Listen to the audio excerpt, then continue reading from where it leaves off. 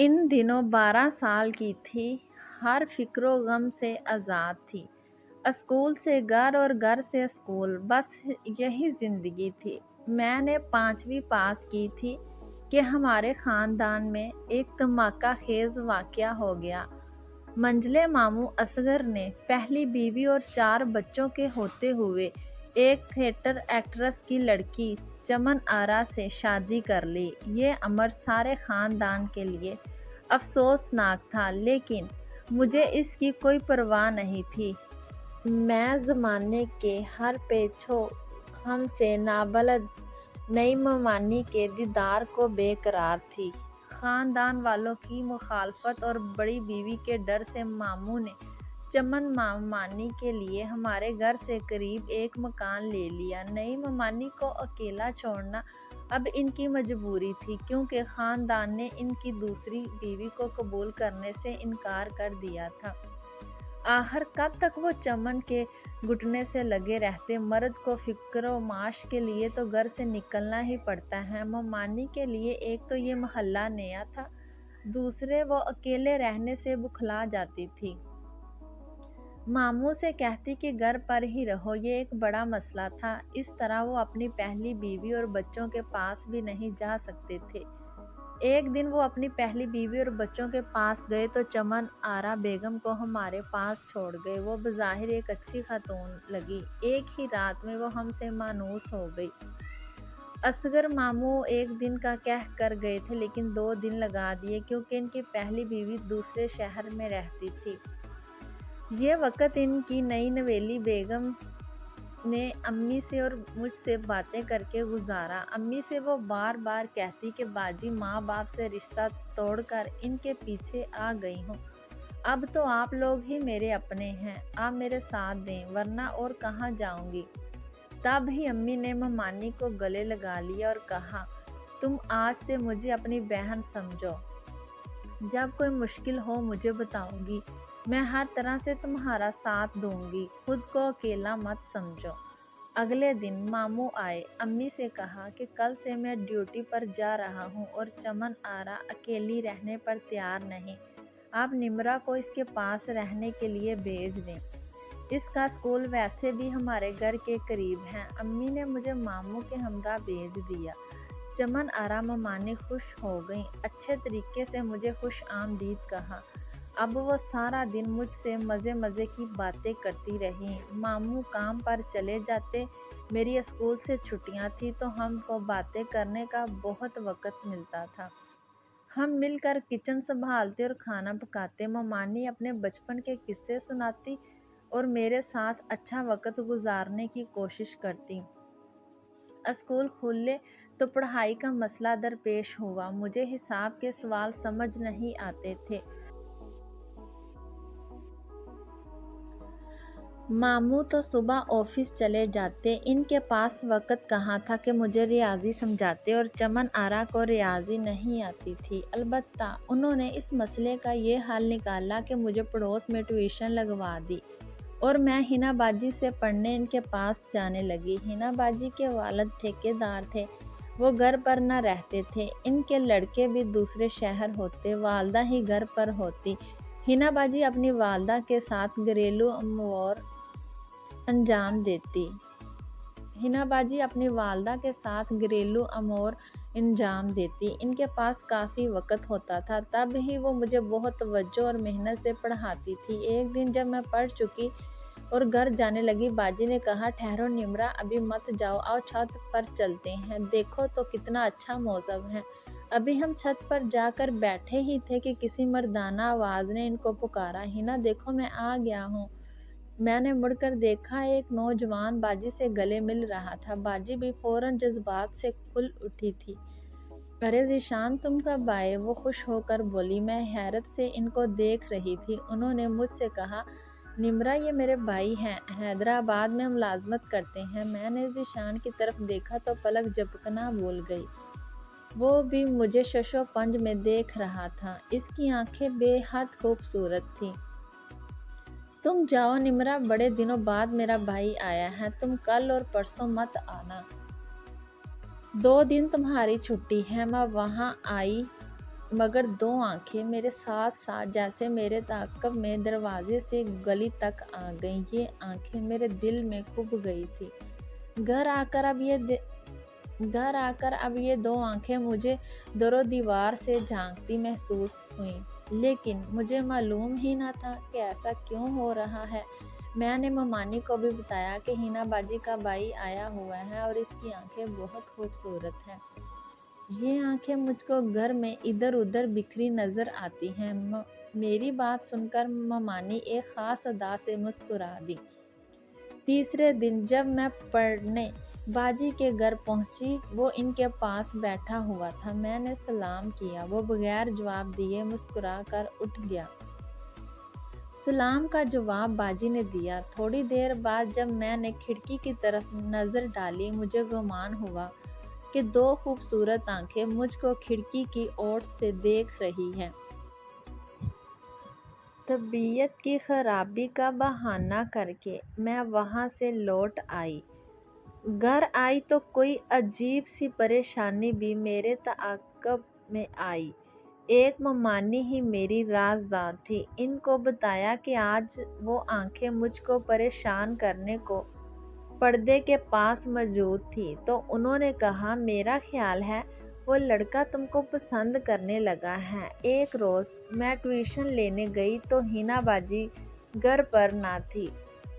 कुछ देर मैं इनकी अम्मी के पास बैठी रही। घर आने लगी तो ज़ीशान ने कहा, आओ मैं तुमको पढ़ा दूँ। क्यों, आज पढ़ाई का हर्ज करती हो? मैंने आंटी की तरफ देखा। वो बोली, हाँ हाँ बेटी, पढ़ लो। मैं पढ़ने को बैठ गई। इसने मुझे ज़्यादा से ज़्यादा सवाल समझाए। शायद वो ये चाहता था कि मैं कुछ और भी वक्त वहाँ रुकूं। अभी ज़ीशान के पास बैठी पढ़ रही कि बाजी आ गई। बाकी जो कुछ रह गया वो बाजी ने पढ़ा दिया। फिर आए दिन ये होने लगा कि बाजी घर पर नहीं होती, मगर ज़ीशान मौजूद होता। वो मुझको पढ़ाने लगता और मैं बैठ जाती। आंटी ने एक दिन कहा, बेटी तुम्हारी हिना बाजी को रोज़ बाज़ार जाना होता है। ज़ीशान से बड़े इनके भाई अरमगान की शादी के लिए कुछ खरीदारी करनी होती है, इसलिए वो मसरूफ़ हो गई है। मुझे ज़ीशान से कुछ शिकायत ना थी, मगर एक मसला था कि जब वो मेरी तरफ देखता तो नर्वस हो जाती। मैं इस अंदाज़े नज़र से ना आशना थी, इसलिए उलझन होती थी। रफ्ता रफ्ता मैं इस अंदाज़े नज़र की आदी हो गई। अब ये हाल था कि जिस रोज़ ज़ीशान ना होता, दिल बुझ जाता। दिल हिना बाजी से पढ़ने में ना लगता और जल्द अज जल्द वहाँ से भागने की कोशिश करती। एक दिन मैं चौंक गई जब स्कूल से निकली। इसको गेट के करीब मुस्कुराते देखा। खैर, इसने मुझे कुछ न कहा। इस दिन मैं ममानी चमन आरा के घर जाने की बजाय अपने घर चले गई। इनका घर रास्ते में पड़ता था। वो तेज़ तेज़ चलता मुझसे पहले घर पहुंच गया, और जब मैं मामू के घर के सामने से गुजरकर अम्मी के पास जा रही थी, वो अपने दरवाजे पर खड़ा मिला। इसने हाथ के इशारे से सलाम किया। मैं फिर भी न समझी कि ये सब क्यों और क्या है। अब तो अक्सर जब अम्मी अब्बू के घर जाती, वो अपने घर के आस पास मिलता और हाथ के इशारे से सलाम करता। रोज़ाना इसकी निगाहें न जाने क्या क्या पैगाम देती, लेकिन मेरी समझ में कुछ ना आता। पिछले कई दिनों की तरह आज भी हिना बाजी घर पर ना थी। इस दिन छुट्टी थी। दिन के तकरीबन 9 बजे थे। मैं इनकी अम्मी के पास बैठ गई। थोड़ी देर बाद उन्होंने ज़ीशान को आवाज़ दी, बच्ची बिला वजह बैठी है, इसका वक्त ज़ाया हो रहा है। ज़ीशान बेटे, तुम ही इसको पढ़ा दो।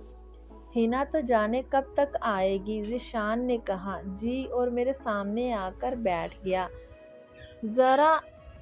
ज़रा देर बाद इनके दाएं तरफ की पड़ोसन ने आंटी को अपनी लड़की भेजकर बुला लिया। कहा कि सुनार आया हुआ है, आकर डिज़ाइन देख लें। वो फ़ौरन चादर लपेट कर चले गई। इनको ये ध्यान भी न रहा कि मैं और ज़ीशान घर में अकेले हैं। बस इतना कहा कि 5 मिनट में आती हूँ। निमरा बेटी, हांडी चूल्हे पर चढ़ी है, ज़रा देख लेना। اس روز پڑھاتے پڑھاتے ذیشان نے کہا، نمرہ تم اتنا کم کیوں بولتی ہو؟ میں نے جواب دیا، مجھے زیادہ باتیں کرنا نہیں آتی۔ وہ بولا، تم جانتی ہو میری چھٹی ختم ہو رہی ہے اور بس مجھے واپس ملازمت پر جانا ہے۔ نہیں، میرا جواب ایک لفظ میں تھا، اچھا تو سن لو، تم نے کسی کی روح پر قبضہ کر لیا ہے اور اس کے دل کی دھڑکن بن گئی ہو۔ میں ہونکوں کی طرح اس کی طرف دیکھنے لگی۔ کہنے لگا، ایسے کیا دیکھ رہی ہو؟ کیا میری آنکھیں بھیگی ہیں؟ نہیں تو نروس ہو کر میرے لبوں سے یہ الفاظ بے ساختہ ادا ہو گئے۔ آپ بھیگے تو نہیں، آپ کی آنکھیں تو بہت خوبصورت ہیں۔ اچھا، خوبصورت ہیں میری آنکھیں؟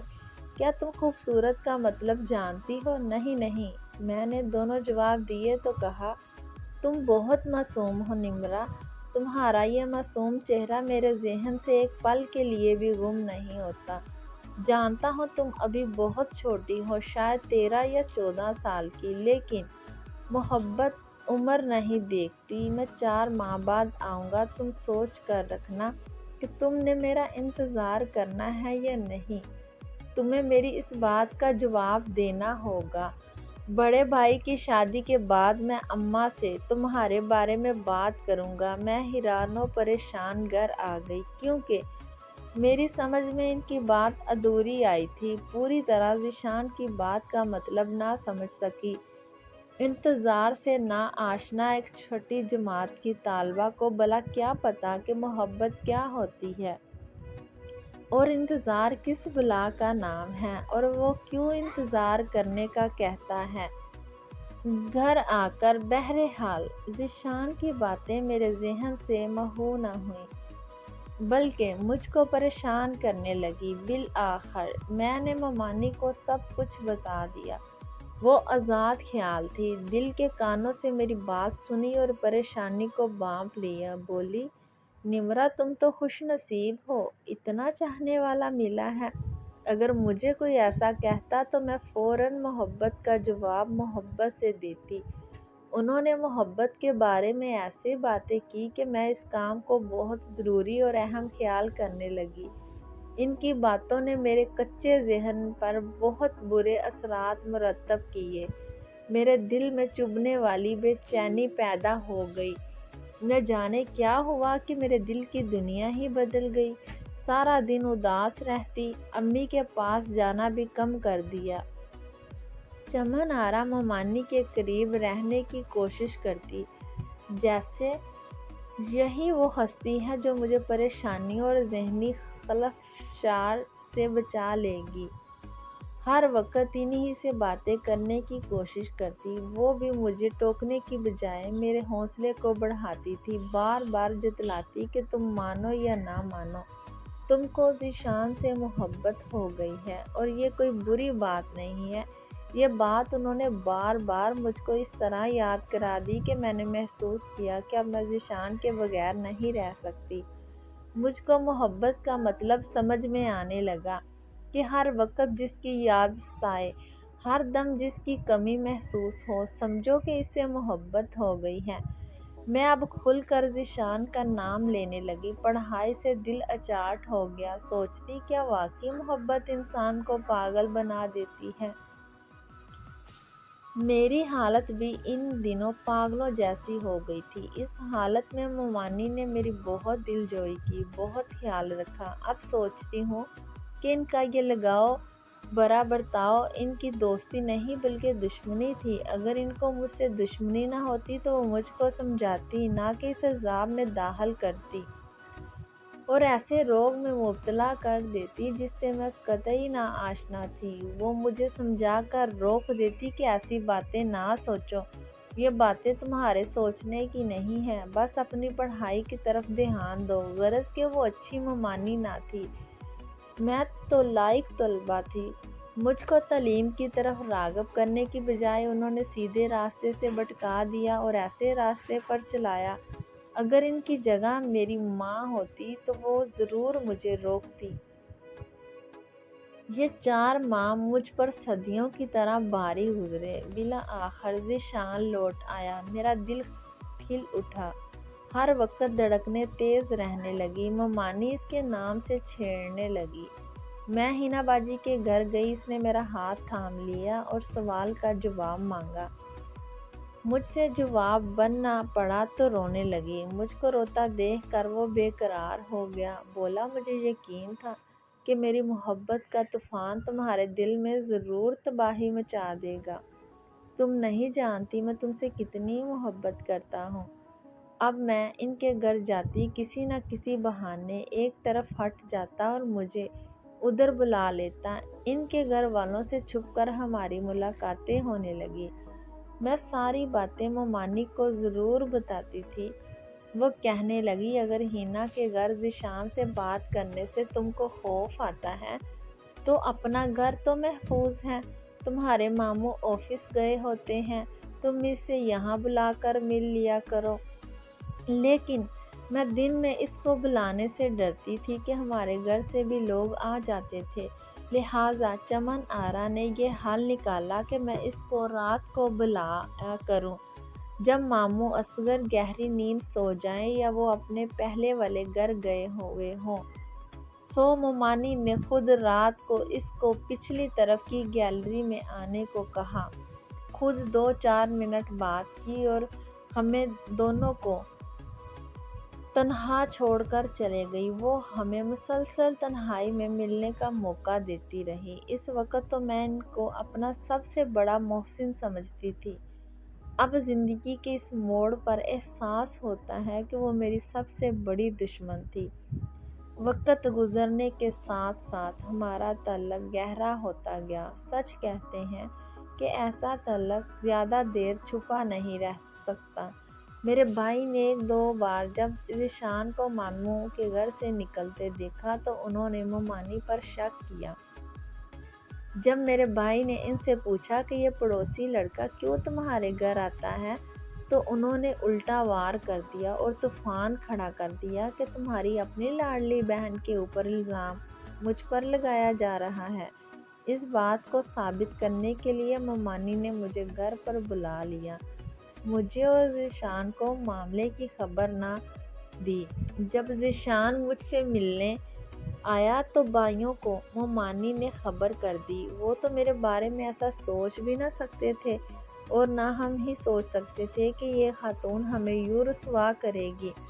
मेरे भाइयों ने ज़ीशान को पकड़ लिया और खूब मारा और मुझे बालों से पकड़कर घसीटते हुए घर ले आए और मारा।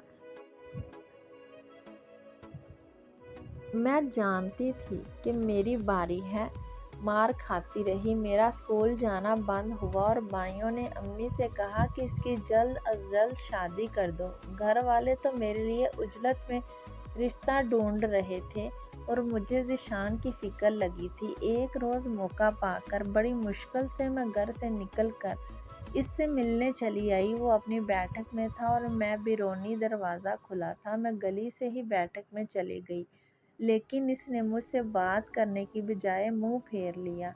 वो मेरे भाइयों से डरा हुआ था। जब मैंने दोबारा मुखातब किया तो बोला, निम्रा, मैं तुमसे मोहब्बत नहीं करता, वो मेरी भूल थी। अब तुम मुझसे मिलने कभी मत आना। मेरी शादी मेरी कज़न से हो रही है। अब तुम चली जाओ, मेरी और अपनी शामत मत बुलाओ। मुझको इससे ऐसे जवाब की तवक्को न थी। दिल को चोट लगी, मुझे सख्त तकलीफ पहुंची, मगर कुछ ना कह सकती। रोती हुई घर आ गई। जिस पर सब कुछ कुर्बान कर दिया, इसने जान के खौफ से मुझसे मुंह मोड़ लिया था। लेकिन ये अच्छा ही हुआ। मुझे सबक तो मिल गया कि माँ बाप की इज्जत का जनाजा निकालकर मैंने कितनी बड़ी गलती की थी। घर में मेरी शादी की तदबीरें हो रही थी और मुझे शादी से कोई दिलचस्पी ना थी। शादी क्या थी, बस मुझे बना संवार कर एक मकबरे में जिंदा दफन किया जाना था। दूल्हा मेरे वालिद की उम्र का था, जिसकी बीवी वफात पा चुकी थी। वालदा और वालिद देखते रह गए और जिन भाइयों ने अपनी इज्जत पर आंच आने के खौफ से मेरी शादी कराई, शादी के 10 बरस बाद मेरा शोहर दमा के मर्ज से वफात पा गया। जवानी में बेवा हो गई। शोहर की काफ़ी जायदाद थी। مجھے بھی حصہ ملا۔ میں نے دوبارہ شادی نہ کی، اب شادی کی خواہش نہ رہی تھی۔ مجھ کو کم سنی میں ایک غلط عورت کے گھر رہنے کی بہت بڑی سزا ملی۔ آج بھی سوچتی ہوں کہ میری اس بربادی میں کس کا قصور تھا، میری والدہ کا جنہوں نے مجھے ایک غیر عورت کے سپرد کیا، یا اس عورت کا جس نے مجھے اپنے ڈگر پر چلایا اور حفاظت کرنے کی بجائے مجھ کو تہی دامن کر دیا اور رسوا بھی۔